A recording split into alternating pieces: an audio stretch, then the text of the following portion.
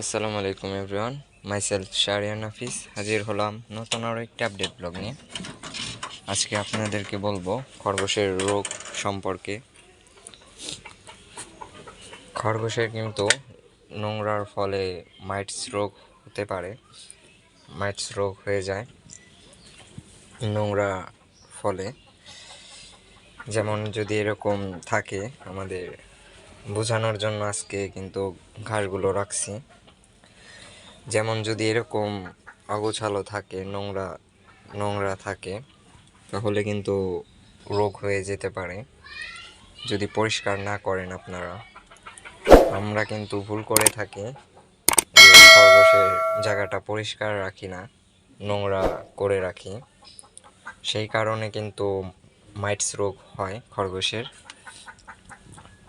Mites রোগ কিন্তু মুখের এইখান দিয়ে, চোখে, তারপর বিভিন্ন জায়গায় হয়ে থাকে।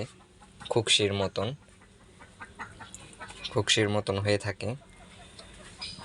সেটা রোগ প্রতিকারের জন্য আমরা বিভিন্ন নারকেল তেল দিতে পারি। যেখানে হয় সেখানে দিতে হবে নারকেল তেল। আর পশু ফার্মেসি থেকে ওষুধ আনতে হবে সেই রোগের কারণে। যেহেতু আমার খরগোশের কিন্তু এই রোগ হয়নি, কারণে কিন্তু আমি সেই ওষুধটা দেখাতে পারতাছি না। বিভিন্ন পশু ফার্মেসি থেকে পাবেন, বললেই হবে যে খরগোশের মাইটস রোগ হয়েছে, একটা ওষুধ দেন, তাহলেই দিয়ে দিবে তারা। আর নারকেল তেল দিবেন ওই জায়গায় যে জায়গায় মাইটস হয়েছে। আর খরগোশের কিন্তু ঠান্ডা লাগে মূলত আমরা কাঁচা ভিজা ঘাস খাইয়ে থাকি। সেই ভিজা ঘাস খাওয়ার ফলে কিন্তু খরগোশের ঠান্ডা লেগে যায়। আর সেই ঠান্ডা লাগা সারাবেন আপনারা তুলসী পাতার রস অথবা ফার্মেসি থেকে ওষুধ এনে খাওয়িয়ে সারতে পারেন।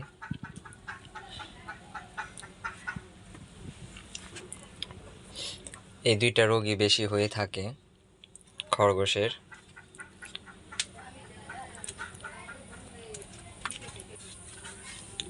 আর আমাদের খরগোশ কিন্তু সাকসেসফুল মিটিং হয়েছে তিনোটারই, এটার আর যেটার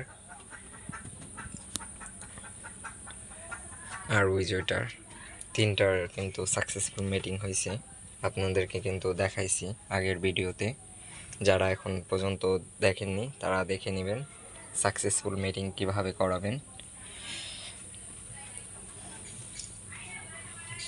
এটার কিন্তু 15 দিন হয়ে গেছে, পেটে কিন্তু বাচ্চা আসছে, পেটে বাচ্চা আছে।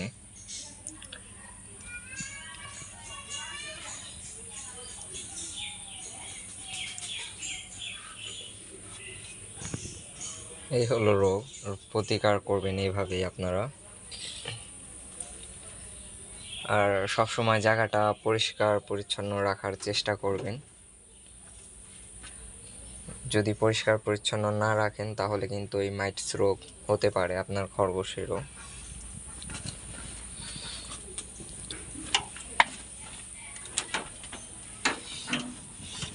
আর আমাদের এনিম্যাল এগ্রোতে কিন্তু তিথির মুরগি আনছি, দেখতে পেতেছেন 2টা তিথির মুরগি আনছি। আর ঘুঘু 2 জোড়া বিক্রি করে ফেলছি, যেহেতু কোনো লাভ নেই ঘুঘু পেলে, সের জন্য বিক্রি করে ফেলছি। তিথির মুরগি আনছি আমরা। আর কালকে নেক্সট ভিডিওতে দেখতে পাইবেন আমাদের তিথির মুরগির খাদ্য তালিকা সম্পর্কে।